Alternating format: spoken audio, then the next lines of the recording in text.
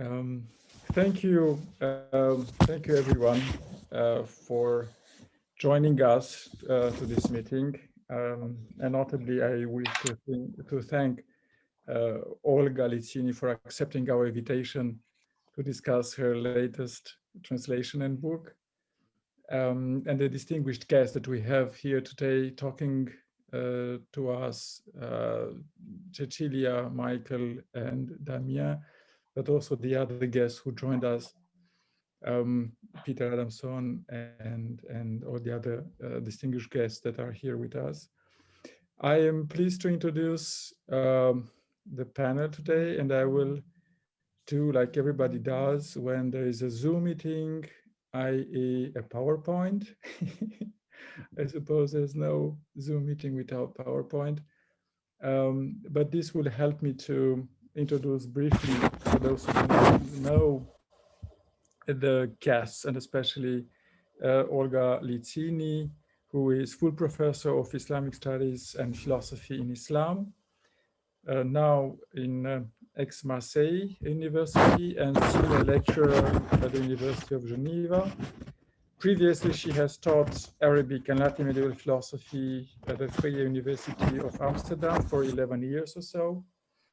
But she also taught as visiting professor at the University Ca' Foscari in Venice, at the Sorbonne University Paris 1, at the University of Urbino, University of Bari, at the Sapienza University in Rome, where she began her studies and completed her PhD thesis.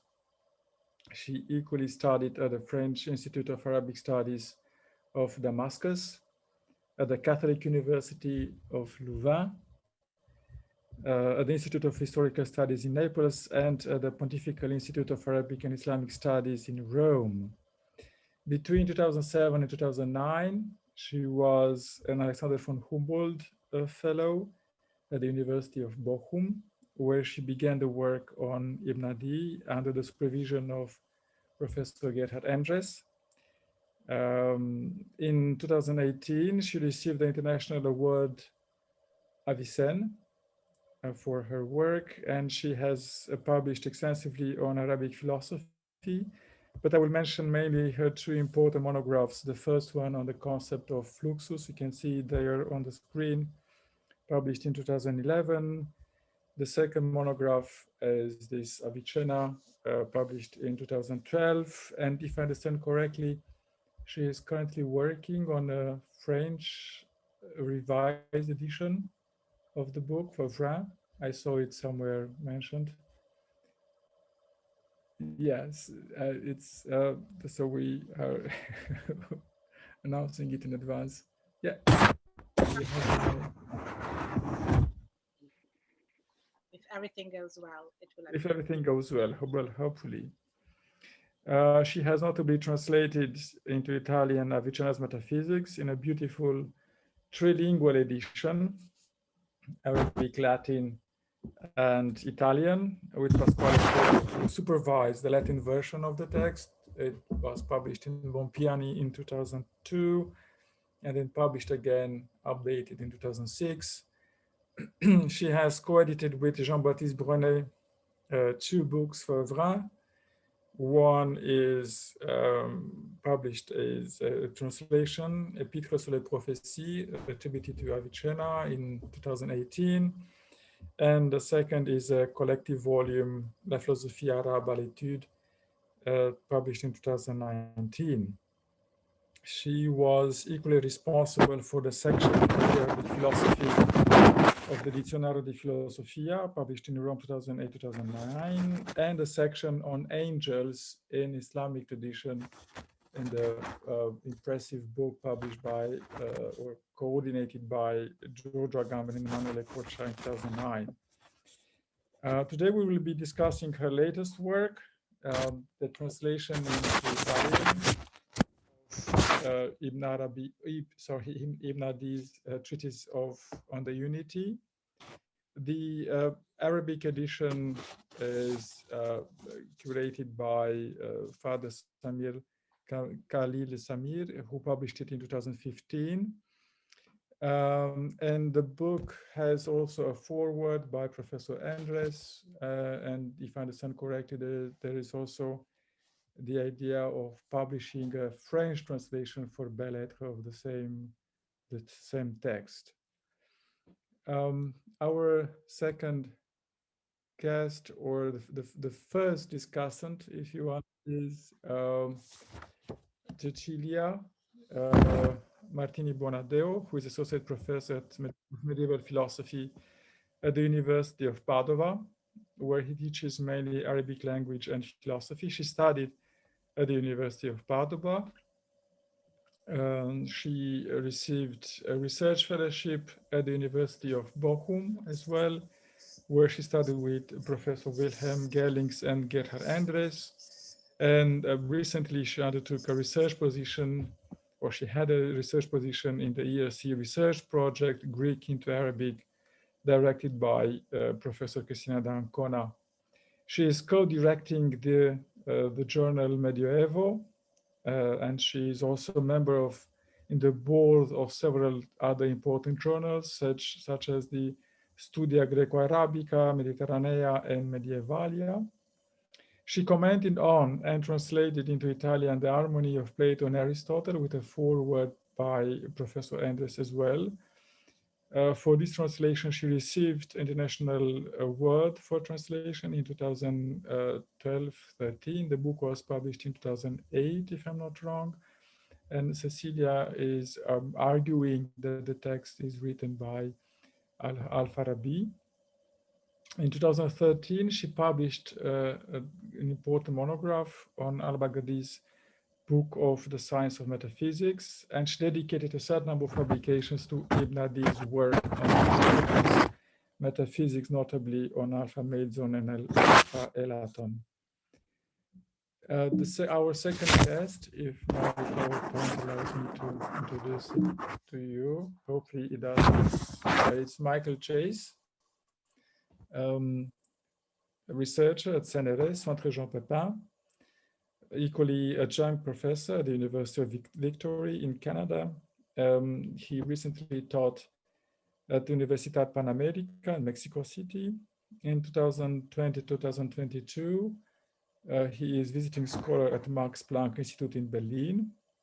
He studied classics and philosophy at the University of Victoria, Canada, wrote his PhD in philosophy at École Pratique des Hautes Études, where he produced a Greek edition with a French translation and a study of the fragments of the lost commentary on Aristotle's categories by Porphyry.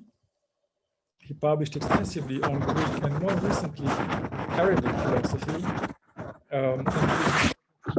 And here the three translations published in the series Ancient Commentators on Aristotle in 2003.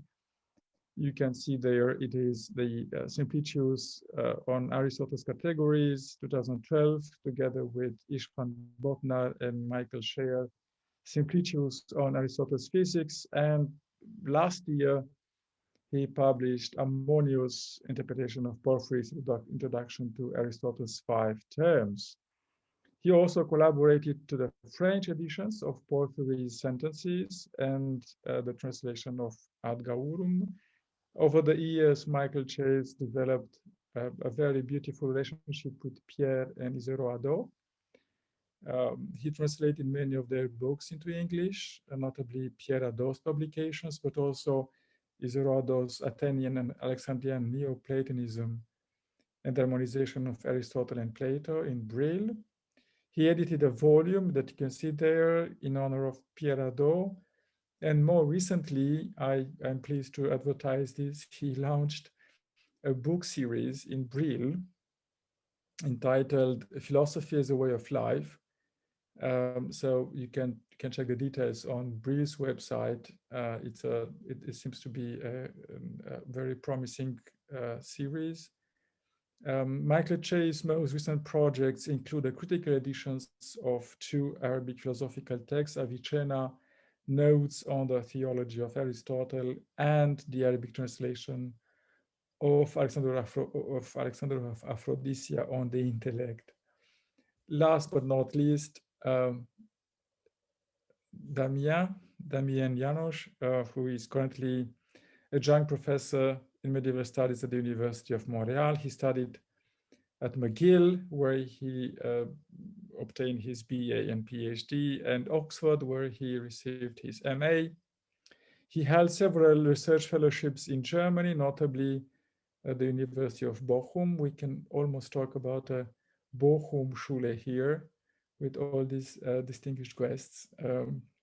And he also studied at Max Planck Institute, or he had research fellowships at the Max Planck Institute in Berlin, Georg August Universität in Göttingen.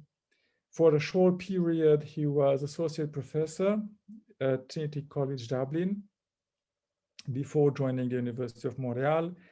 Currently, he is working on 2 research projects in Canada, one on Avicenna's metaphysics and one on the concept of unity in Arazi. He has published 2 important monographs, Method, Structure, and Development in Al-Farabi's Cosmology in 2012, and last year, this impressive Avicenna on the ontology of pure quiddity, over 750 pages of tough metaphysics, where he's also discussing on Ibn Adi's essentialism and an influence on Avicenna, following, as he says, a seminal contribution by Marwan Rashed.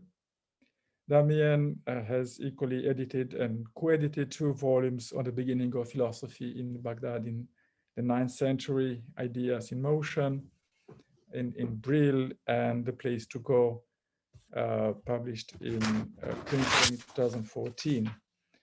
Those are our guests. I will stop sharing my screen and allow them to discuss or introduce Olga's book, and first Cecilia, if she wanted to. Thank you so much. Thank you. Good afternoon, everyone, and I'm very happy to be with you today to present the work of my friend and colleague Olga Lizzini on Yahya ibn Adi's Maqala fi Tawhid. I thank Professor Dragos Calma for his kind invitation. I have often confided to Olga, I always read her works with great pleasure because I find them clear and stimulating. I have 4 remarks, and my first remarks is introductory. I think that I can express all the 4 and then give Olga the time to reply. In the opening of your book, Olga, you present Yahya ibn Adi, a central figure of 10th century Baghdad, a time of intense philological and philosophical activity. As well known, Yahya ibn Adi had an excellent knowledge of the translation technique from Syriac into Arabic. In the Firis, completed in 987, 13 years after his death, Ibn Nadim attributes to him many translations of Aristotelian works. We have a very detailed account of all this in Gerhard Endres' masterful works of 1977 and in more recent essays by Robert Wisnowski. While not lacking in knowledge of natural philosophy and metaphysics, Yahya ibn Adi, translator and commentator, focused mainly on the logic of Aristotle's organon, so much so that Arab bio-bibliographers nickname him Al-Mantiki, the logician. However, research have revealed over the time the conceptual richness of Yahya ibn Adi's original treatises. We have many of them with various themes, from prolegomena to the study of philosophy to logic, from mathematics to physics, from metaphysics to ethics.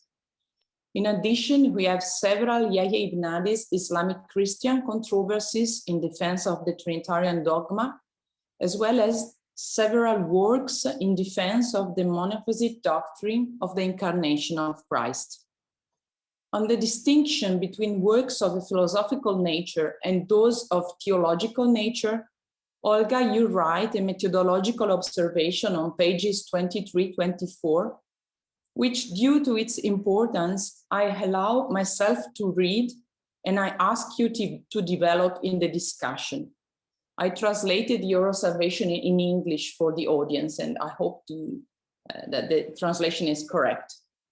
Writings of a theological nature are not devoid of philosophical interest, as often properly philosophical writings also end up referring to theological themes. The general distinction between philosophical and theological works must therefore refer more to the aims that each time Yahya pursues in his own writings than to the method followed. Indeed, sometimes defining a work in one sense or another appear impossible, so that the distinction ends up reflecting more the classification needs of the scholars than the intellectual one of the author.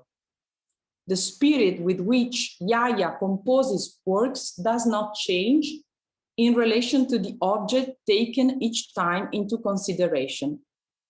In his theological writings, the method of dialectics and the terms of Aristotelian and Neoplatonic philosophy resurface applied to the themes of Christian theology, thus just as several of his philosophical works serve, albeit indirectly, to clarify concepts essential to the interpretation of religious data.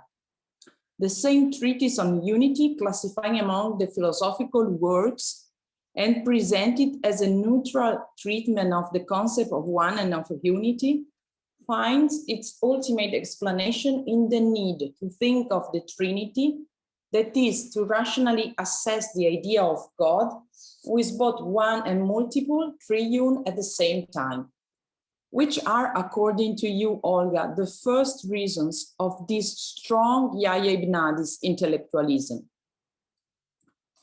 My second remarks points on Yahya ibn Adi's Muslim readers. After an articulated overview of Yahya ibn Adi's writings, you, Olga, dedicate several very dense pages to introducing the treatise on unity. Composed between April and May of the year 940, a few weeks before the death of Mata ibn Yunus, it seems to be the first datable work composed by Yahya ibn Adi.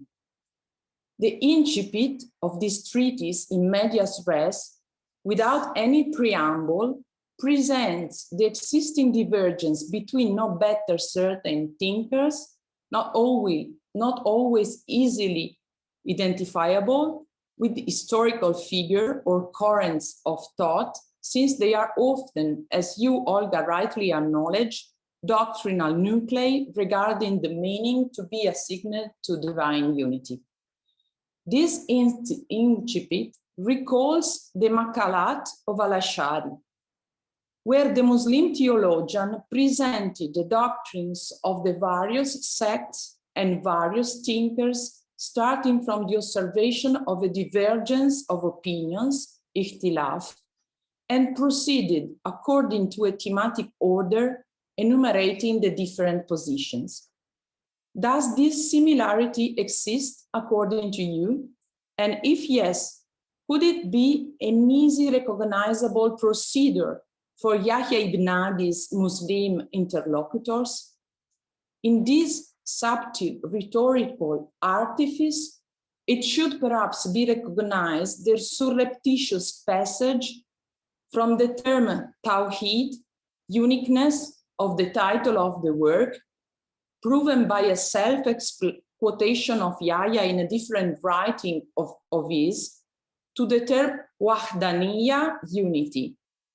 If the first expresses the absolute Islamic monotheism, and therefore the uniqueness of God, the second foretells the purpose of the work, which is to identify a form of internal divine unity correctly referable to the Trinitarian God, according to the Christian apologist.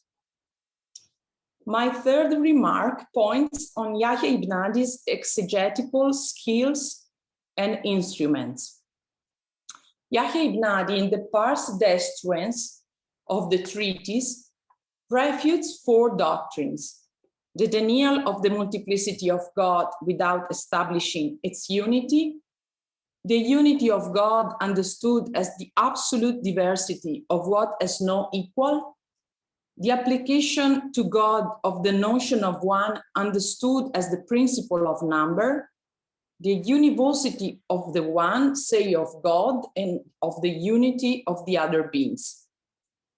Yahya ibn Adi is following the attempt to, I quote you, Olga, relativize the one, having as its goal the determination of whether God is one in every respect or one in one aspect, Jia, and multiple in another. In the pars construens, Yahya distinguishes the meaning of one by genus, by species, by number. The latter is in turn further divided into one in the sense of continuous, one in the sense of the indivisible, and one by definition. All these meanings of the one are further specified by the aspect, Jia, that their unity can assume. Each aspect designates one of the poles of three possible oppositional correlations, munazarat, of Aristotelian origin. One, in fact, can be in potentiality, like wine and water, that when mixed together give rise a single unity, or in act, like the line delimited by 2 points per se, like things that by definition and subject are one, for example, the army, or by accident, like those that are one by accident, the fact of being black, by definition, like the universal to which different subjects correspond, or by subject, like the sun, the only subject for the definition that defined it. It is evident in this book that the terms meaning and aspects are, as I said, of Aristotelian origin, and that they are connotated in a technical way. Is this combination of meanings and aspects previously attested in sources at our disposal?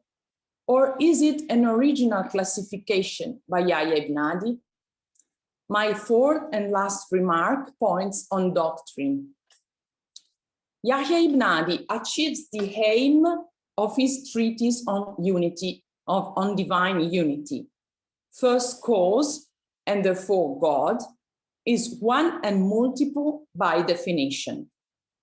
But if the definition of God essence consists in the plurality of notions that constitute the parts of his definition, which are then the constitutive notions of the divine essence, here Yahya's theological rationalism is forced to retreat. He makes a distinction between the substance, jawar, and its effect, atar, depending on whether these are manifest or unknown.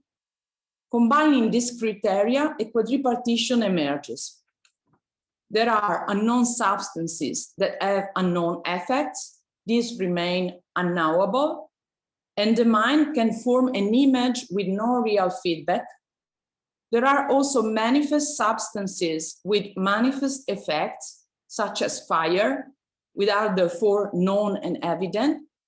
There are also manifest substances with unknown effects, such as hellebore, whose medicinal properties are unknown if the medicine is not known.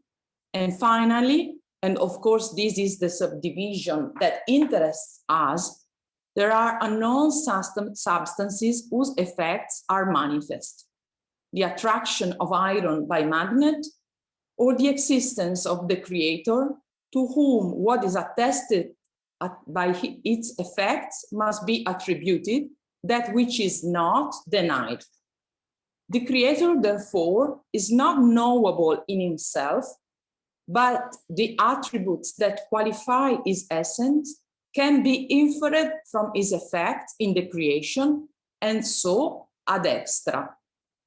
These attributes are three: generosity, Jud, corresponding to the Father; wisdom, Hikmah, corresponding to the Son; and power, Kudra, corresponding to the Holy Spirit.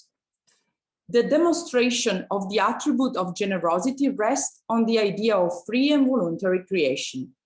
Yahya starts from the observation that everything that comes to be after a non-existence, Adam, obviously cannot be the cause of its own existence, since to cause itself, it should already exist.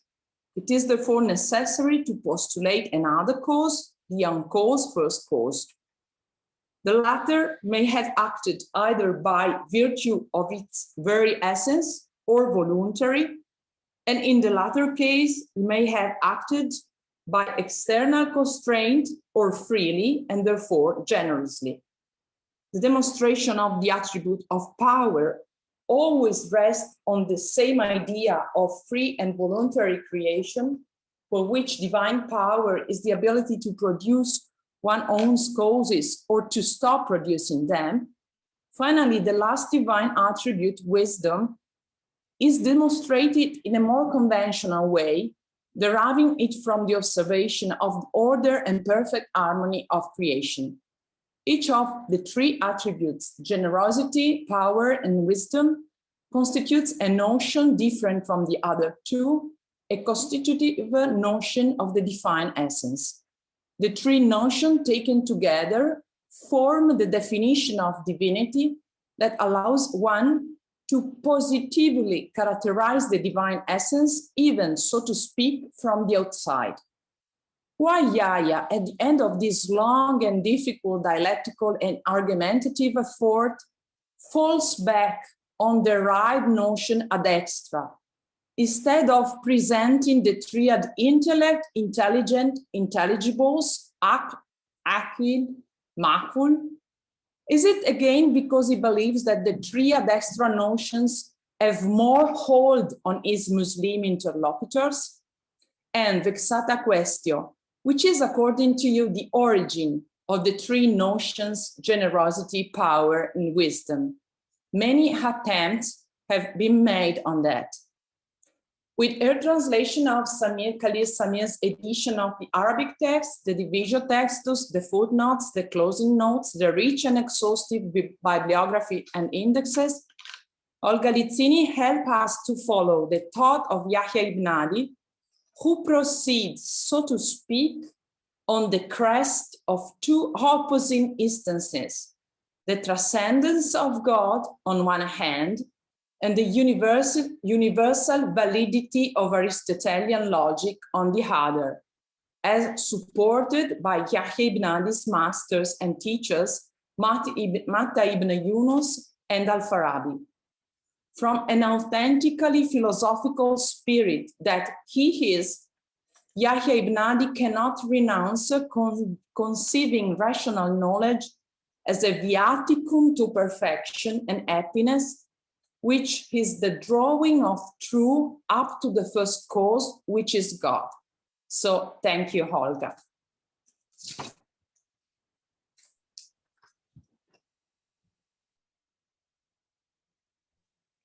Thank you. Thank you very much, Cecilia, and thank you everyone for being here and helping me, I have to say, after listening to Cecilia, helping me better understanding Yahya ibn Adi and Yahya ibn Adi's treatise.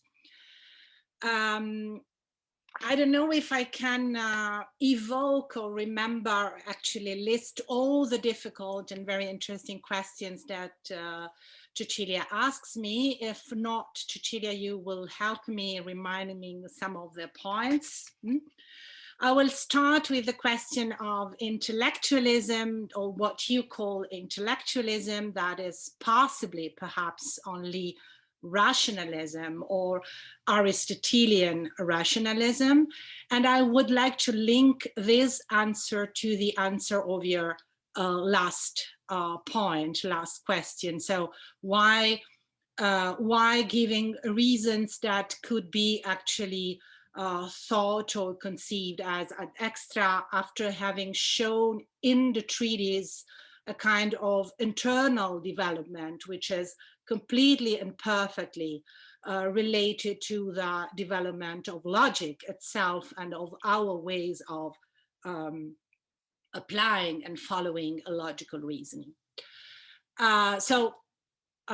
In the way I answer, I think you understand, you, not only you, Cecilia, but you, all of you, think in which direction is my answer going.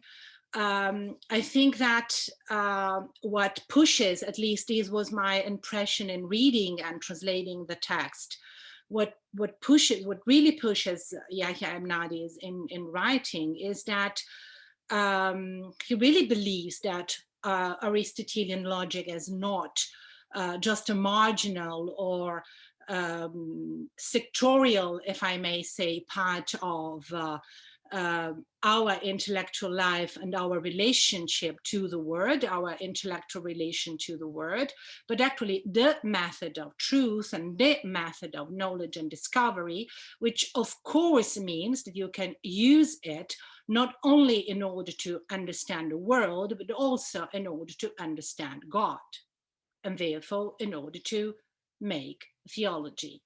So perhaps the distinction, or the difficult distinction, between theology and philosophy in his treatise has its own origin, as far as I can see, in these fundamental rationality. Perhaps, I don't know if it was pushing it too far, but I've actually even tend to say, or actually said in the book, wrote in the book, that Avicenna, that Yahya ibn Adi's God really resembles being as such, because all the properties that we ascribe to being, as far as the question of unity and multiplicity are considered, are the property that Yahya ibn Adi ascribes to God. But of course, there is also a problem, and you very well, I think, evoked this problem with a particular and precise reference to terminology. On a one sense, there is the need of affirming the absoluteness of the unity of God, which is of course an Islamic concern, but it is also, I would say, a human concern at all. No Christian would say that God is not one, right? And on the other way, on the other side, there is our way to understand unity or oneness, and our way to possibly conceive it. So perhaps these would be my tentative answer. What Yahya ibn Adi attempts to do is to show that there is no escape. We can't follow Muslims in their attempt to construct a very rigid theology of Tawheed, as you said, so a theology of the absoluteness of God. We are, in a sense, condemned to a kind of theology of unity, which is also a multiplicity. But at the end of our path, we have to recognize that this is no more than a kind of indication of the true oneness of God, which, as you said, I think remains for Yahya too transcendent. And I'm not sure that this appears so clearly in what I write in the book, but I think that there is a relation between what Yahya ibn Adi says about oneness and the properties, the triple properties of God, and what is our possibility of give a representation or an image which resembles what we want to describe. And I wonder whether this construction is more an image or a representation from the point of view of human reason, of something divine oneness, which might remain transcendent and ungraspable as such. I don't know if I was enough clear, but this is the direction in which I think I would go in order to answer your first and last questions. Then I evoked, following you, and I thank you very much for that, the alternative or the alternate use of Tawheed on the one sense and Wahdaniyya on the other. I think you perfectly explained the distinction. Perhaps we can add the fact that Tawheed has to do with the affirmation of unity and oneness of God, of course, and not only to the, as you said, actually, to the, in a sense, ontological or qualitative description or properties that we ascribe to the thing. But of course, this, in a sense, confirms what I think suggested, that the readers of Yahya, so Yahya's ideal audience are people who read philosophy, so people who know logic. I think it's quite evident, but in fact also Muslim. It is not, of course, one of the treatises which remains or can remain within the Christian circle or polemical circle. So it is not a treatise about incarnation. It is not a treatise about Trinity. So it is a treatise about the oneness and unity of God in general. And of course, as you suggest, I thank you for this. It is also we might perhaps add in an ironical way, a kind of imitation or in a sense also representation of Islamic treatises, or more precisely the Ash'ari treatise on controversies on the oneness and unity of God. Perhaps this discourse might also allow us to speak about the common intellectual ground of this, not only of 10th century Baghdad, as we very often say, but perhaps more generally, at least to some extent, on the Islamic or Islamicate, if we want to use to this qualification in more general terms. And then, if I'm not wrong, you asked me, I don't remember if 1 or 2 questions about the sources. One is, you're on mute, so I can't hear. Sorry. Meanings and aspect and their combination, their particular combination. Yeah.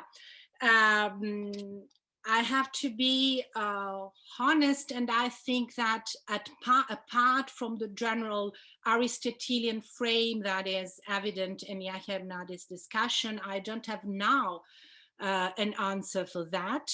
Of course, as I indicate, and you know that very well, perhaps better than me, one of the immediate antecedent, reference of Yahya ibn Adi's text is Al-Farabi's book on one and unity. So one of the possible line of research is there. If you have a concrete suggestion in that sense, I would be happy to hear that. I ask you because I think that in Al-Farabi there is a different combination, meanings and aspects. So this is exactly the reason why I ask you If you know some other sources about this story. Because I'm working on the text, but now I don't have have it in mind. But yes, of course, we have to. Thank you. See that. Thank you very much, Cecilia. Thank you so much, both of you, for your discussion, which is already showing the importance of the text and introduction, which is indeed very dense. I will ask Michael if he wanted to introduce his remarks, and then Damien. Michael, are you unmuted? Yes. Yes. Well, first of all, thanks so much for having invited me, and to Olga.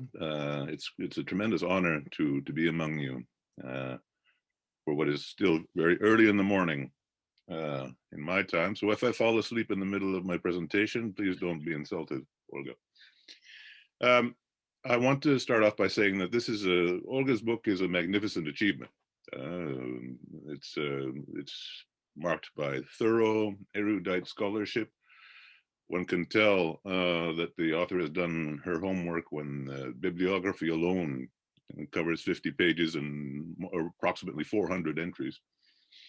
But what I especially like about Olga's approach is that there is a complete absence of vis polemica. When I'm sure Olga has her preferences among these works and articles, which she brings up on every difficult point of Yahaya's thought. But one wouldn't know it from Olga's presentation. She is constantly even-handed, fair-minded, and one senses that she is animated by a sense of respect for her fellow scholars, which is rare in contemporary scholarship. I may say, especially in English language scholarship. So that's a very refreshing aspect of Olga's work. Now, I wanted to concentrate on a couple of aspects. One is the way that Olga brings to life the Yahaya's environment, and what as she quotes Gerhard Endres is calling the open society in which he lived, because I think there's a sense in which Yahaya's profound erudition is both the presupposition and the result of this society in which there was a constant debate and dialogue between Muslims, Christians, Jews, and various sects and denominations of each of these subdivisions. I think we can see this, for instance, in the recently published edition of Yahaya's treatise on whether body is a substance or a quantity, or a quality, sorry, published by Men and Wisnowski. Here we have a case in which Yahya writes a treatise on the subject. His patron, Saif al-Dawla, hands it over to Yahya's nephew Ibrahim for comments. Then Saif al-Dawla circulates Ibrahim's responses. An opponent writes a refutation of Ibrahim's response. Saif al-Dawla submits all this material to Yahya for adjudication. Yahya adjudicates. Ibrahim replies to Yahya, and so forth and so on. Now, the tone of these debates is sometimes rather sharp, but what they have in common, as Olga has pointed out, is that for them, their common language is Aristotelian logic and philosophy. And all these texts mattered to them profoundly. Every single word, which is what that allows them to go into such sometimes excruciating analyses of the meaning of every single line of Aristotle, of the text of Aristotle, and or of Porphyry's Isagoge. And as I say, this is what leads to their erudition. So we have here, I think, a society which is comparable to medieval Toledo, but a century later, to the Paris of Albertus Magnus in the 13th century, in which a multi-denominational culture of translation, exegesis, dialogue, and debate both presupposes and enables a breadth and a depth of learning, which I find quite extraordinary. So in the remaining part of my time, I just want to concentrate on the question of Greek sources. Now, Olga tends to emphasize the importance for Yahya of the Aristotelian tradition. And she's perfectly right, of course, that, and it's important to point out that one cannot understand Yahya's arguments without the realization that almost every line of his argument is imbued by a thorough knowledge of Aristotle's metaphysics. That's clearly the key text in understanding our treatise. But sometimes I wonder if the emphasis on Aristotelianism, the peripatetic tradition, is not slightly exaggerated. For instance, in the question of the Yahya's doctrine of universals, we clearly, I think, here have a reminiscence of the doctrine of the triple universal, which Olga tends, following Marwan Rashed, to derive from Alexander of Aphrodisias. But for me, it's pretty clearly Neoplatonic. We find it in Simplicius, as Olga cites Simplicius on the categories, and it really, I think, presupposes a philosophical realism. Ultimately, the ideas in the mind of God are Platonic forms, basically, I think, and it's so it's hard to derive that from Alexander of Aphrodisias, I think. Now, one of the other issues, I think, and here we move towards what I want to do is to suggest possible directions for future research opened up by Olga's pioneering study. One would be the reconstitution of Yahya's library. What exactly did he have available? What did he read?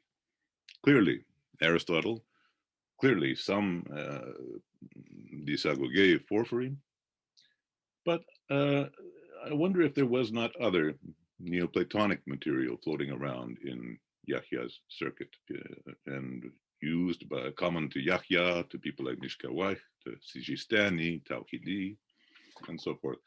Now, Olga makes occasional references to the possible influence of the Book of the Pure Good, Proclus, perhaps even some version or other of the Platonic theology.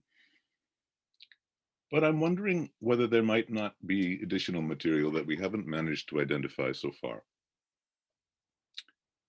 Now, and here I want to concentrate on Olga's very dense discussion on pages 102 and following of her work of the treatment, Yahya's treatment of the sense in which unity and multiplicity can be predicated of God.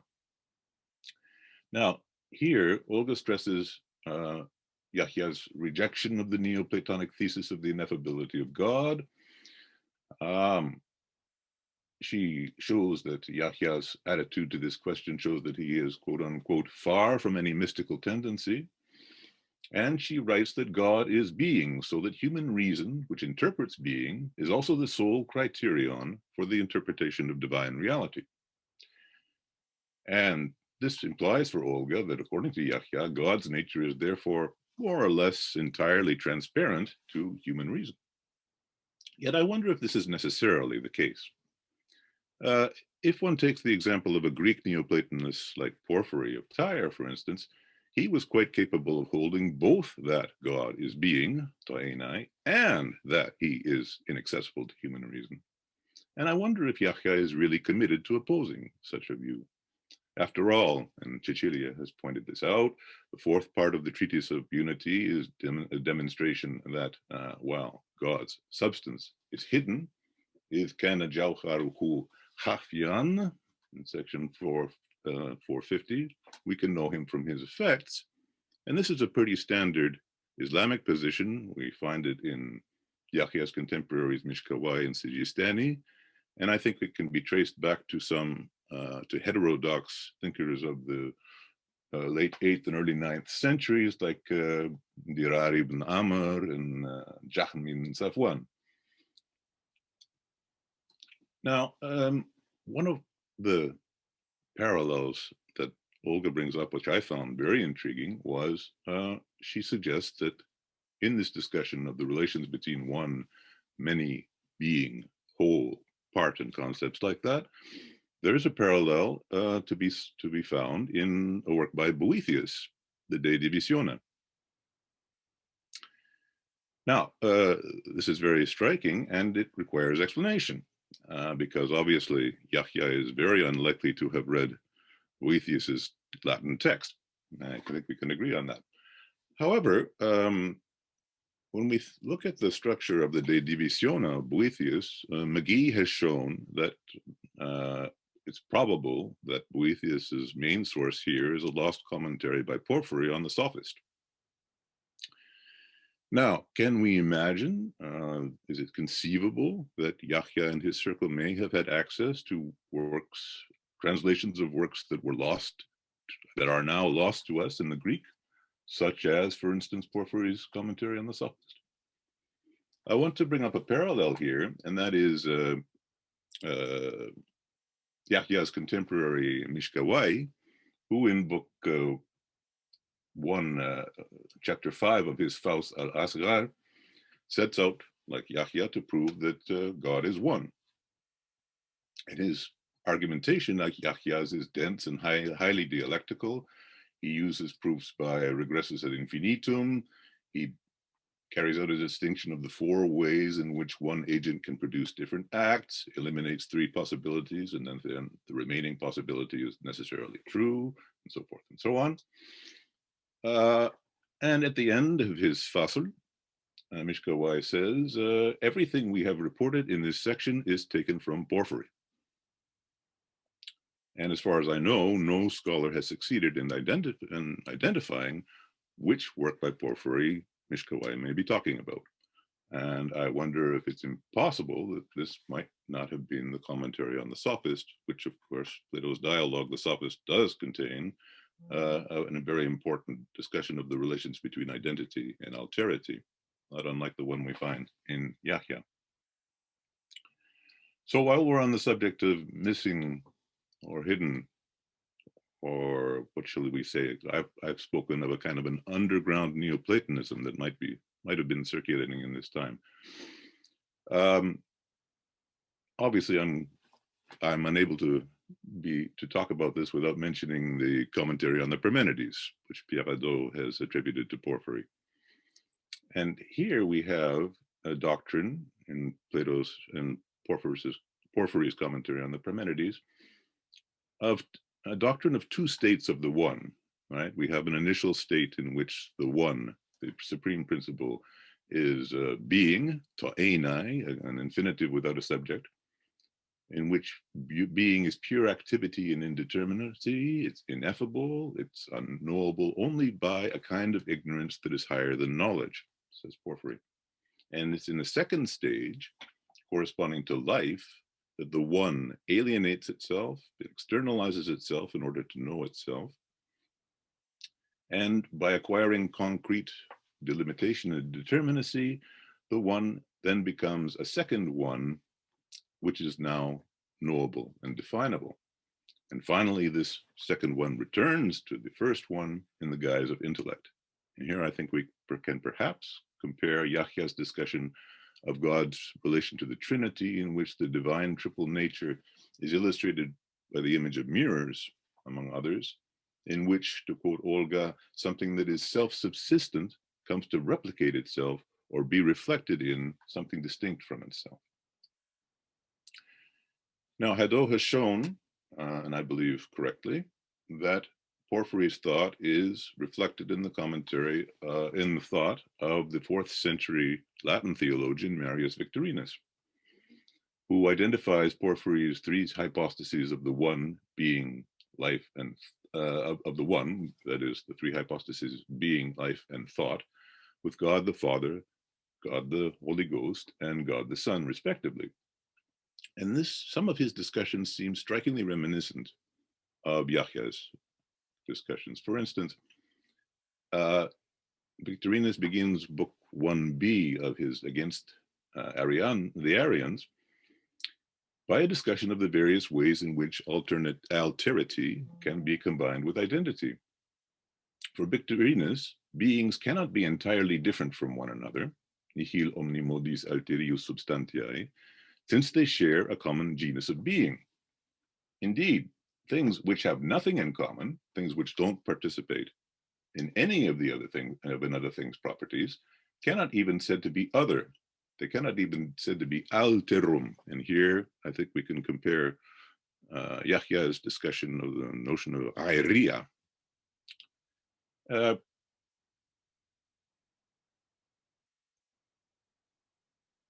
So beings for Victorinus are therefore both identical and different, et eadem et altera sunt.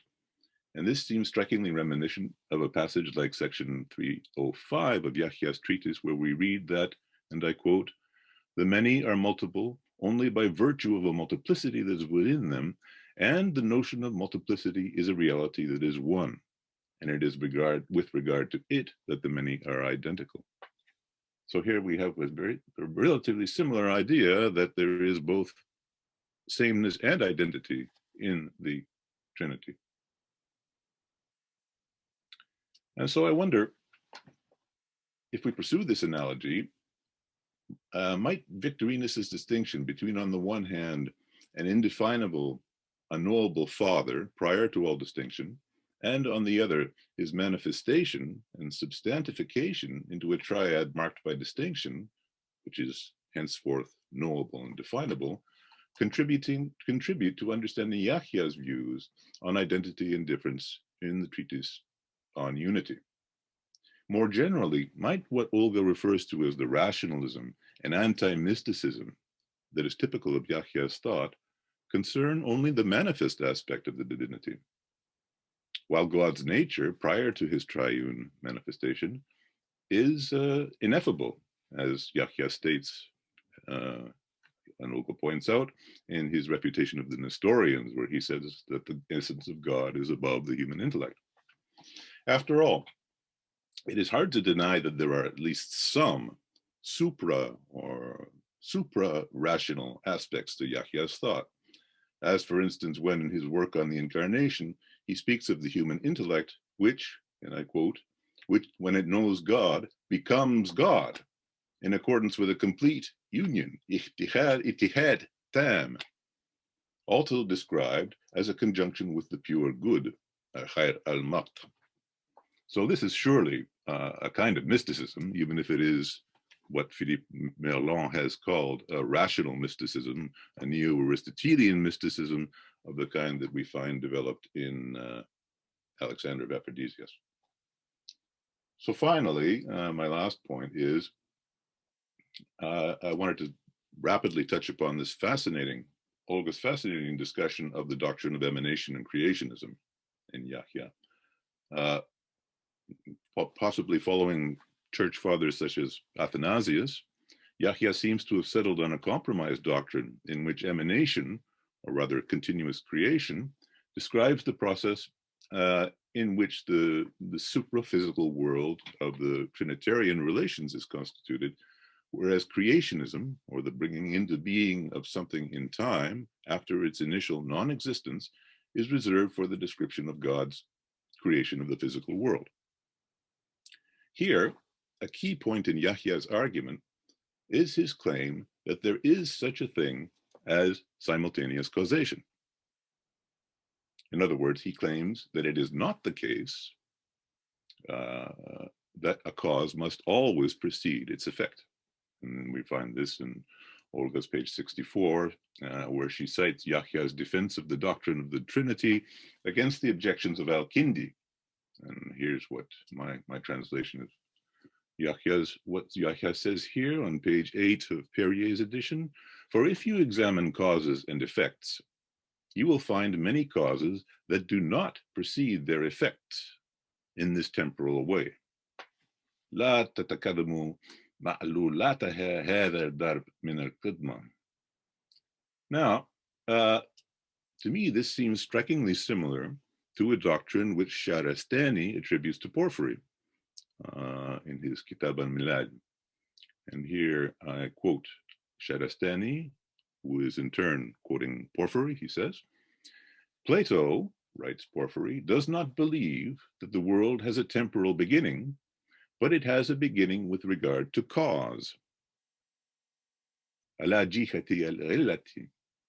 It is not always true that non-existence precedes existence in that which has the cause of its existence in something else. So, in both Yahya and Porphyry, it seems that we have a distinction between two kinds of causation, temporal and causal, with the corollary that the latter kind of causation, causal causation, causal generation, in this kind of causation, effects can be simultaneous with their cause. Now, the difference, of course, is that Porphyry, as a pagan Neoplatonist, attributes this mode of continuous or emanative creation to all of reality, whereas Yahya reserves it for inter-Trinitarian relations while maintaining the Christian doctrine of the temporal creation ex nihilo, as far as God's relation to the physical cosmos is concerned. And he presumably does this in order to safeguard God's free will. But here, once again, in these distinctions, I think we can find an interesting parallel in Marius Victorinus, once again, who writes in Adversus Arianos 4.5, if in the works of God, one can speak of something first, but the understanding proper to the human mind must, in order to exercise itself, to grasp things which exist simultaneously, or which are produced simultaneously, attribute origin to the one and a going forth from the origin to the other. So, as far as future research on Yahya is concerned, I would like to encourage further work on reconstituting his library. And now the continuing publication and study of the works recently discovered in the manuscript Marie 19 will no doubt provide essential contributions in this regard over the next few years. At the same time, however, I think that a close comparative reading of Yahya's Trinitarian works and the Adversus Arium of Marius Victorinus would repay the effort. We can expect there to be differences, of course, since Victorinus was a champion of Nicene orthodoxy while Yahya was a Jacobite, but whatever doctrinal affinities may be observed would have to be explained in some other way, especially since, precisely as in the case of Boethius, we cannot suppose that Yahya read Victorinus in the Latin. And I suspect that the diffuse Neoplatonic material circulating in the circles of Farabi and Yahya may be one of the missing links that allow us to explain these affinities. Thank you very much, Yahya, Olga, for your work, and Dragos for your invitation. Shall I react? Please, I beg you. No, I was asking actually to Dragos if this fits the organization. Of course, I would like to react. First of all, again, my reaction is really thank you. Thank you very much for the reading. And in more general sense, I'm happy to see how Yahya discloses connections and possible sources and aspects and points of view in a very rich way, as it must be, as it is with a great author. Actually, in a sense, he's a kind of hidden treasure, or at least it was till recent times. I mean, the first. Scholarship has treated Yahya ibn Adi for a long time, I think, as a kind of logician on one sense and translators on the other, and of course as a very important figure in Christian thought as regards the polemical writings, which are in a sense limited or can be read only within the context of Christian polemics. But Yahya ibn Adi is absolutely more than that, and all the references and the suggestions and the possible sources or even the similitudes that you underlies or highlights actually go in these directions. So thank you very much. Now, as far as what I wrote, I would like to stress that what I've already said, actually, so that this kind of rationality or rational description or approach to the oneness and multiplicity and internal multiplicity of God is revealed by Yahya himself at the end as a kind of image, right? And that the image is never completely correspondent to the thing that must be represented. So in that sense, I absolutely agree with you, and I think that searching for sources would probably or will certainly enlarge the cultural and intellectual references of Yahya's treatise and of Yahya's work in more general terms, including not only the limited, not open-minded Aristotelian way of thinking, but also the more open and open to suggestions also, which that we find in Neoplatonism. Nonetheless, I think that one of the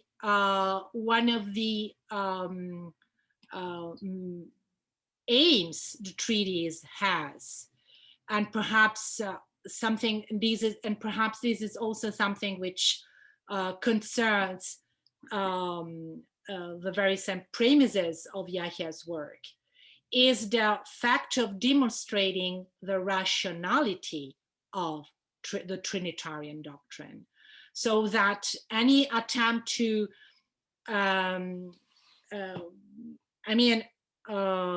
what Yahya, I think, if my way of reading is something that I can defend, I think that one of the main concerns of Yahya is actually not only to show the non-rationality of the absolute of the tendency of rationally demonstrate a oneness and in an absolute sense, but also to defend the possibility of a rationality within the Trinitarian thought. So even because the problem Yahya would have with a complete and perfect Neoplatonic perspective is the fact that even in the unmanifested or unparticipated or unrevealed level, right, the one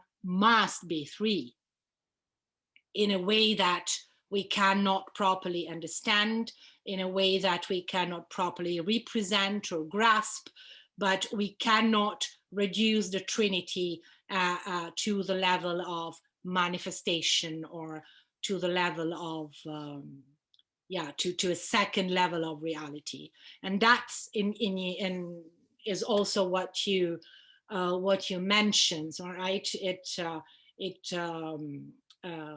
concerns the acceptation of the emanative scheme as far as the Trinity itself is considered. So yes, thank you very much, and we have plenty of ideas and suggestions. And you too. I mean, I quoted at least one unpublished article written by you. I mean, you could also take the job for yourself, not only. Well, now I have to rewrite that article now in view of the findings. Thank you so much, Michael. It was indeed very, very stimulating and thought-provoking. Now I will kindly ask Damien if he wanted to share with us his thoughts about Yahya and Olga's work as well. Okay, hello everyone. I'll start by thanking Dragos for organizing this wonderful event. And I'm merely going to add a few small points to the very erudite presentations by my colleagues. And obviously, I will start by congratulating my friend and colleague, Olga, for this wonderful achievement. It's a truly beautiful book, which I think will contribute to a better understanding, not only of Yahya's thought, but also to the relationship between Yahya and other Arabic thinkers. The significance of a new edition, translation, and analysis of Yahya's Maqala at a time when the significance of Christian Syriac and Arabic philosophy is being increasingly recognized cannot be overstated. And so I think it's a very topical publication. It directly feeds into the renewed interest in this aspect of intellectual history of Islam. And of course, I'm using Islam in the civilizational sense here and not strictly in the religious sense. In light of Michael's very informative comments, I think perhaps the only thing I would have liked to see added to the book was a glossary of technical terms, which listed some of the terms Yahya uses related to oneness, for example, wahda, wahdaniya. I don't know if he uses the term ahadiya. Olga, perhaps you can clarify that later. In this treatise or in other related works that he penned, and why not perhaps have the Greek terms to which these technical Arabic terms refer. I was also interested to find, of course, the expression al-umur al-amiya, general things, pertaining to the discussion of the universals, if I'm not mistaken. So I'm assuming the formula harks back to the Greek koinon and koina, and of course, it reappears later in Avicenna's works and also in Fakhreddin Arazi. Olga's book contributes richly to the ongoing reevaluation of the legacy and reception of Yahya's thought in later Arabic intellectual history. Olga mentions in her analysis on various occasions, and I try also to develop this in my recent book on Avicenna, the doctrinal connections between Yahya and Avicenna. Of course, it's Marwan Rashad's seminal article, Ibn Adi Avicenna sur les types d'existence, published in 2004, that opened, I would say, at least for me, this avenue of research and directed my attention to this very important aspect of Avicenna's philosophical sources. But Olga's new book reminds us of the importance to pursue in more detail the analysis of the reception of Yahya in Avicenna and in the later Arabic tradition. In this connection, I think we should be wary and cautious of the way Avicenna characterizes earlier Arabic thinkers. He's very bad at citing his sources. And if we limit ourselves, for instance, to Farabi, one would expect many more references to Farabi in Avicenna than actually appear, right? After all, much of Avicenna's metaphysics, cosmology, and noetics are directly derived from Farabi. So I think we should be particularly careful of the way in which Avicenna characterizes the Baghdad school. And of course, we're aware of the scathing remarks that he leveled at members of the school.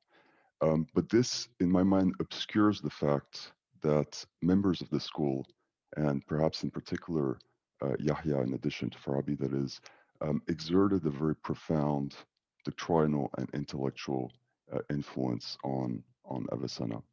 And the lack of explicit or direct references to that effect in the Avicenna text should not deter further research in that direction. For instance, in the appendix of the Maqala, there's a tantalizing, and Olga, we've discussed this in the past, there's a tantalizing account of essence and the universals, which to my mind, of course, anticipates many key features of Avicenna's treatment of this question as well.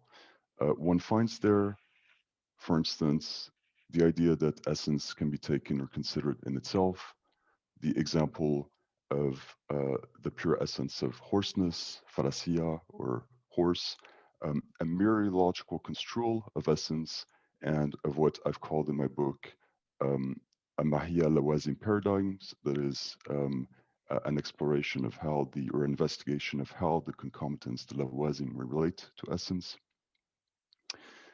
There's also an implicit reference to the shurut, the conditions as they apply to essence, and of course, very intriguing comments concerning the essential oneness and existence of essence, with technical terms that reappear in the Avicenna works themselves. So, interestingly, the connection between Yahya and Avicenna is not only substantiated doctrinally and philosophically, but also through the minute study of the manuscript tradition and the later reception of Yahya's works. It appears that Yahya was a philosophical authority during the post-classical tradition up to the Safavid period. Rob Wisnowski has studied this interesting manuscript, the Madrasaye Marwi 19, which comprises or includes works by Aristotle, Avicenna, and Yahya ibn Adi side by side. And we're not talking about just one or two treatises by Yahya, but dozens and dozens of treatises by Yahya ibn Adi, which shows that the studying Avicenna, this is an anthology of philosophical sources, and it shows that studying the works of Yahya and the works of Avicenna was in no means antinomic or incompatible. On the contrary, and this perhaps points to some kind of philosophical connection between the two. At any rate, this deserves to be investigated further.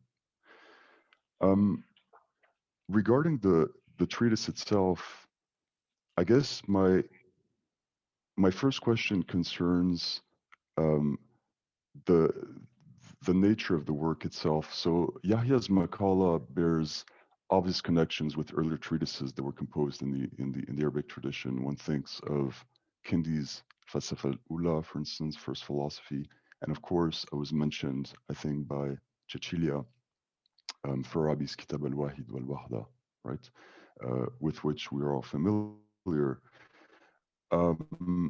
So I was wondering what, at this point, you had to say regarding the putative connections between these works. After all, Yahya was a colleague of Farabi, his disciple. They knew each other very well.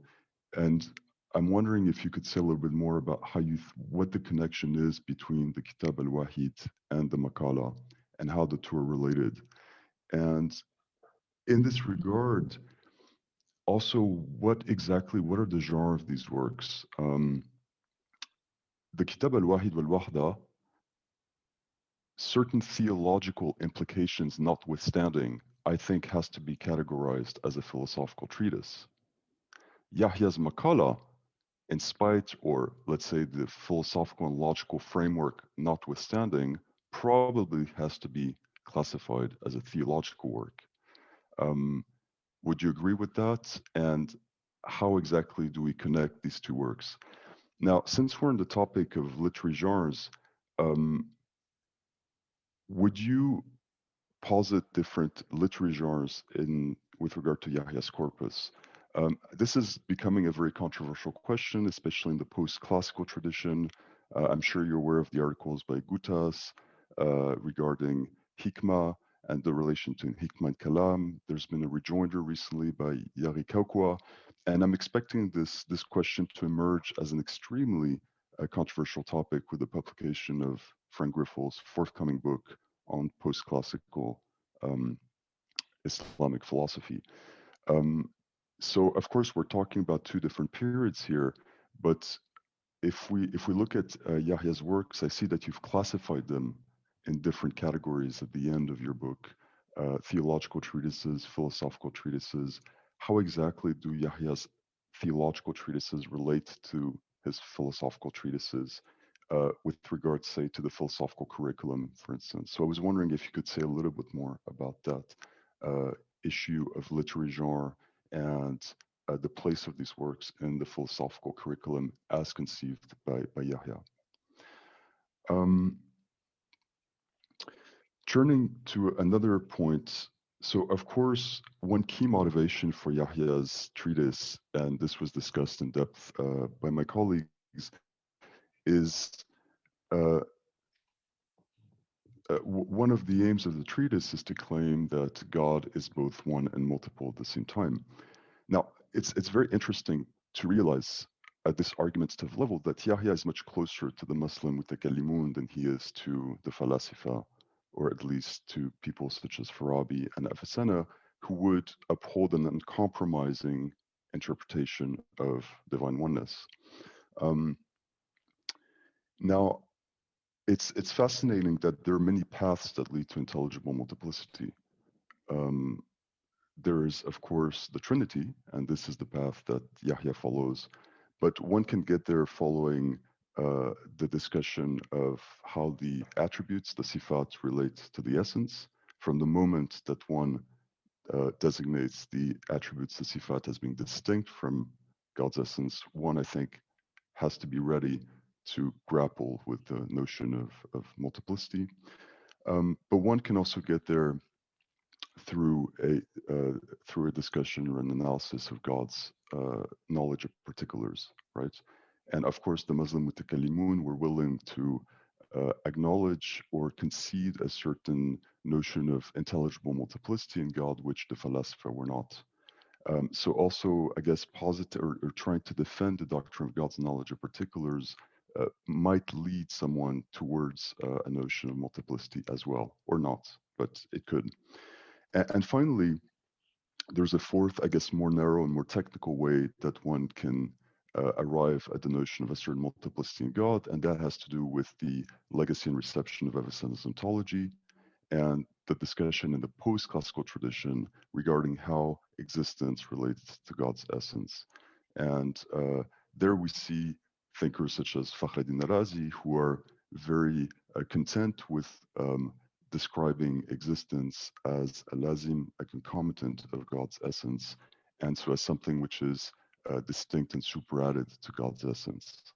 And so not following Avicenna's thesis or doctrine of the essence, existence, identification in God. So all this to say that there are many ways one can end up positing a certain intelligible multiplicity in God. Now, coming back to Yahya, my question is, how does, obviously one of the great advantages or pros of from the outset acknowledging a certain multiplicity is that we don't have to grapple too much with the issue of God's knowledge of particulars. So my question is Yahya's willingness to recognize multiplicity in God, is it solely based on his Christian affiliation and his intention to establish the dogma of the Trinity? Or is it a way also to address this fundamental question of divine knowledge, of God's knowledge of particulars? And so I guess the question is, how does the issue of God's knowledge fit in Yahya's theology, and how is it related to the notion of divine multiplicity he expounds in the Makala? Is there a link between the two? Does the issue regarding divine knowledge of particulars or divine knowledge broadly construed, does that feed into his approach in the Makala, whether explicitly or implicitly? I think I'll stop there. I mean, I obviously have a lot to say about Olga's wonderful book, but these are some of the aspects that intrigued me the most. So I'd like to congratulate you again, and thank you, yeah, for having produced such a wonderful work.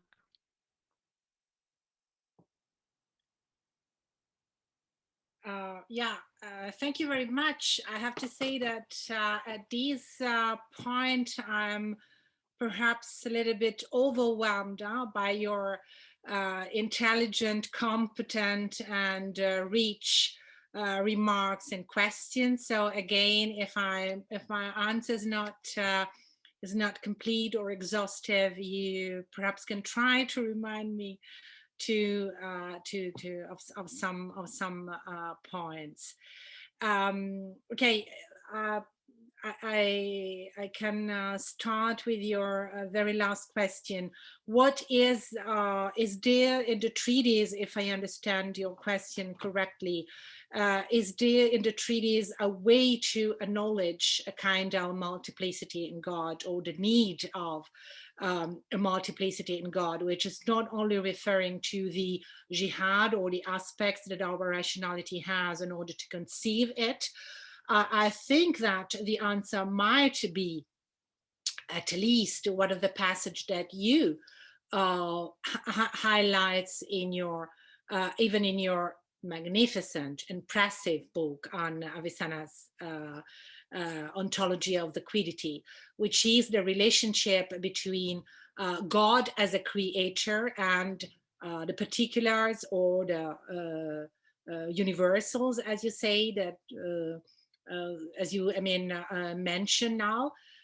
So the general things that we have to equate to the universal, that are both apparently according to Yahya, as we read in the treatise, dependent on God's creation, and therefore as dependent on God's creation, they must, in a sense, being dependent on God's knowledge. And but then it's my answer becomes a kind of question for you. The way in which we can introduce, in that sense, multiplicity in God's knowledge refers probably, as regards Yahya ibn Adi, to what he calls the divine essence, or the essential existence of, or the divine existence, or the essential existence of things, if I understand correctly your question. And then as regards as other, I really have to say that you have to remind me of some aspects, because now perhaps I might forget some things. You, the question of philosophy itself, and the scope and the definition of the treatise, or the scope and the definition of Yahya's treatises in general. Yes, I refer to the normal, in a sense, traditional classification of Yahya's treatises into philosophical and theological. This is a very traditional classification, in the sense that that's the classification that even, for example, Gerhard Endres uses in his classification of Yahya's work. Then, as I wrote, and Cecilia already mentioned, that I think that the distinction is more nuanced, and that perhaps the key interpreting tool here is what's the aim Yahya has when he writes.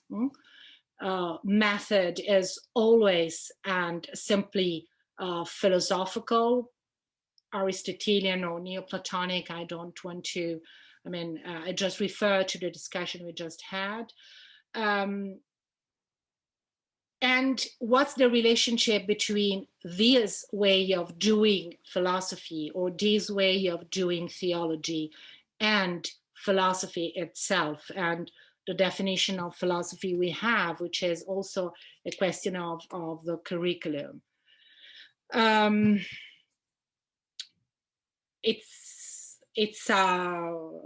It's a very long and important discussion. As you know, you also participated in that. We have a volume dedicated to the definition or the studying of Arabic philosophy, right? So this is a question that is very interesting, according to me. Perhaps a kind of answer, which is again a kind of question again, is Farabi's treatise only the Farabi's treatise on the oneness and unity, wahda al-wahda, is Farabi's treatise, as you said, merely and especially a philosophical treatise without any theological concern? Is the book of Al-Kindi on first philosophy without any theological concern? Perhaps one of the questions that we might ask is ourselves in general is what's the place of philosophy in a theologically connotated world? In a sense, perhaps theological and more general religious concerns are at the very basis of philosophical discussion, although of course philosophy has its own method and its own terminology. And these reference to the terminology might allow me to say that yes, a lexicon is missing, but it is also true that the work is a translation, and you have the Arabic printed. So in a sense, I thank you for the suggestion, but I hope that scholars are not completely lost if they want to refer or reconstruct Yahya's terminology. So, Dragos, I don't know if we have time to add a few points quickly. Yeah, sure. We still have. So just to respond to Olga, so the thing is, though, the theological aspect in Kindi's first philosophy is obviously very developed, as it is in Yahya's treatise, and it's extremely implicit in the Kitab al-Wahid wal-Wahda. Now, I think we've discussed it. I think that there are important theological implications in the Kitab al-Wahid wal-Wahda, but it is very it remains very implicit and elusive.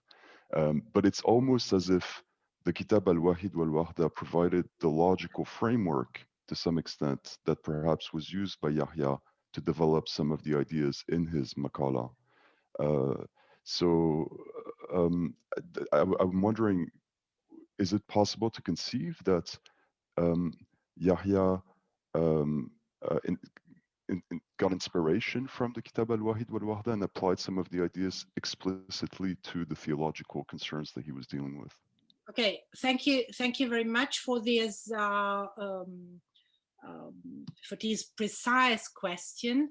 I think that perhaps in a quite hidden way, but I do refer to Farabi's treatise on the one and the unity, and we actually discussed that. I think that yes, definitely, we should put the two treatises in relation to each other, and I hope this is the work. Part of a future occupation, so to say, and that we can perhaps do that. Together, if not all together, if we want to. We all discussed about that, and yes, especially just to give you a very general answer, also because I don't know if no one knows the treatise, but the very fact that a multiplicity is explicitly put into relation with unity in Farabi's treatise is already, right, I think, a sign of similarity or a possible inspiration, or even perhaps a kind of response, or perhaps a kind of theological application in a more Christian and polemical way, polemical in respect to the Muslims, actually, to what Farabi did. But I think that in very general terms, also because I would, if there is something that this discussion, this very rich discussion, and I really thank you, all of you, allows us to say, is that there is not only one line, right, that we can follow in order to explain Yahya's treatise, but different levels of inspirations, different possible audiences, different possible concerns. And this is already, I think, a sign of the significance of the text and, of course, of its author. Very briefly, Dragos, I don't know if we have time. The other thing I wanted to add is I'm extremely sympathetic to Michael's advice that we should continue to study the Neoplatonic sources, because I suspect that there are many Neoplatonic sources that are underlying these doctrines that we don't know about. In fact, in my book on Avicenna, I articulate a Neoplatonic reading of Avicenna, which goes against the grain of much of the scholarship on Avicenna, and I try to argue, again, building on Marwan, that this Neoplatonic strain is one of the main influences on Avicenna, and I suspect that this Neoplatonic current may have reached Avicenna in part through Yahya's works. Yeah. So this is why I just wanted to praise Michael's advice and recommendation. I totally agree with you.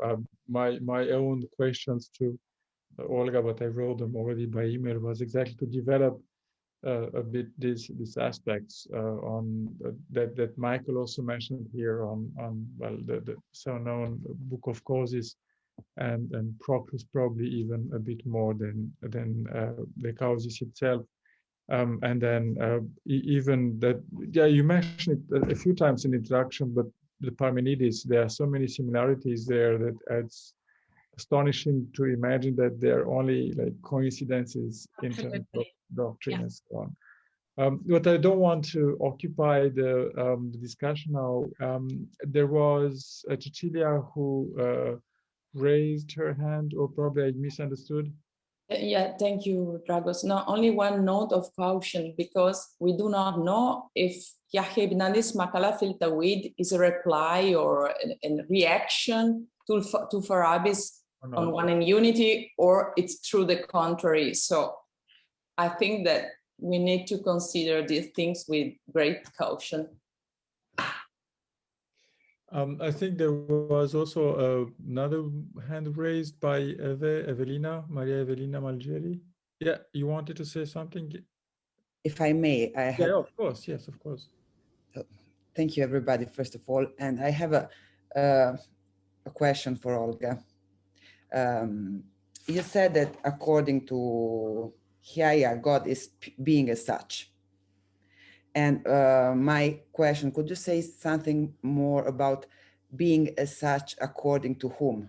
I mean, how do we have to understand being, how has being as such to be understood according to Yahya? So even because being is a very polysemic concept. And also because Michael Chase, if I may, he also remembered that for him being is a key concept also to understand the relationship between creation, so broadly to speak, between creatures and God, because in a certain sense, through the same concept or through the concept of being, we know both this reality or human reality and God. So if you could say something about his concept of being. Yeah, thank you for this question. Again, I think that my answer goes in the same direction of what I actually already said.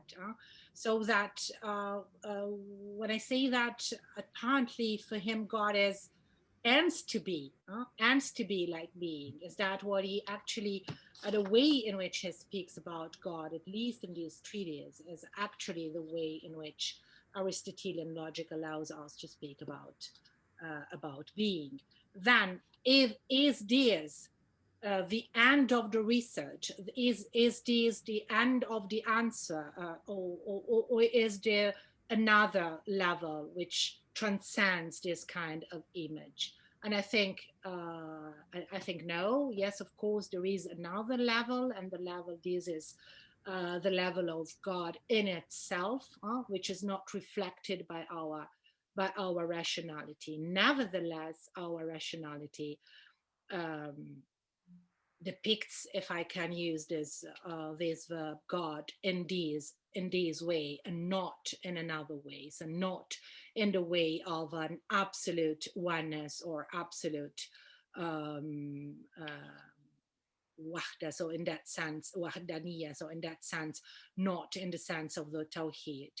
Then one might actually add, perhaps, and in this direction are some of the hints. I'm very cautious in that respect because I do not have any explicit, in that sense, answer of Yahya's answer, at least as far as this treatise is concerned.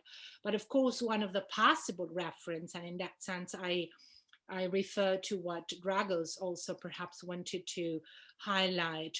There is also the being of the liber de causes and the fact that the first cause is also pure being, right?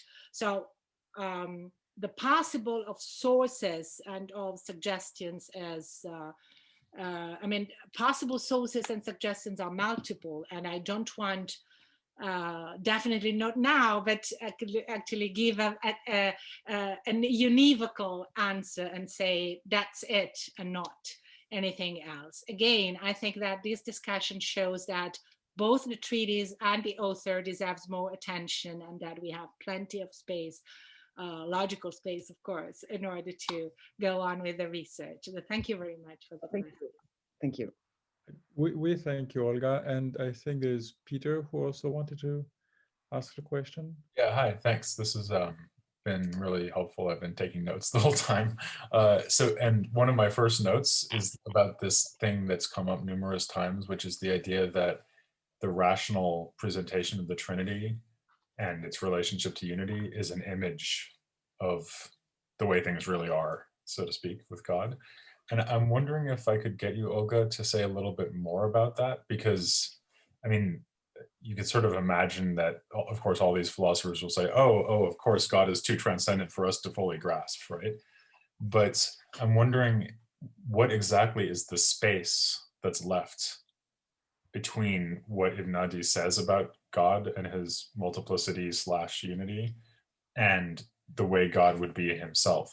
So to give you an example of what I mean, Boethius, in his treatise on De Trinitate, says you can think of the relationships of the persons as like Aristotelian relations in the categorical theory, except this would be a relation, like an asymmetrical relation between one thing and itself. And we don't really understand what that is because we've never seen such a relation. And so you have like a very clear gap between what we can say and what things are really like, if you see what I mean. And it seems to me from what we've heard so far that the kind of leftover gap in our understanding is just a mystery. Like there's no reason to think there's anything wrong with anything he said, or that is qualified in any way, or that it's incomplete. It's just a kind of pious, oh, well, it's only an image of the real thing. So, or is there more to it than that? Is there like a more rigorous thing we can say about the difference between the rational image and God's essence? Thank you again. My answer can't be different from the answer that, or perhaps not from the answer, but from the suggestion of a possible answer that I think I found in Yahya's. And this is something that you know very well. I mean, Yahya's uses, when he speaks about the Trinity, at least two images, right? The image of the aql, ma'qul, and aql, which is the Aristotelian origin. But then again, he explains that as a kind of example, and the image of the mirror, right? Then he also says that an image is never the same as the thing which is represented.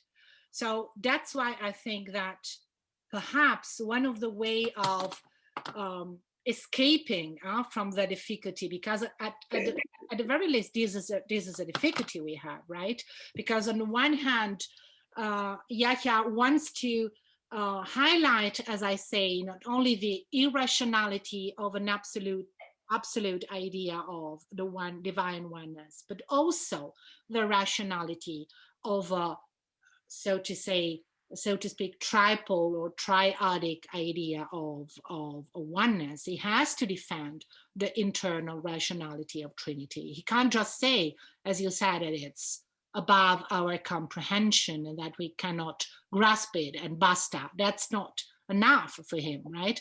It would be a very, I mean, like a weapon also from a certain point of view, apart from his own philosophical sensibility. I think he is not this kind of mystic or thinker, but apart from that, these would be too much to his enemies or to his Muslim adversaries to say that Trinity is completely irrational. After all, this is one of the polemical arguments from the Islamic side.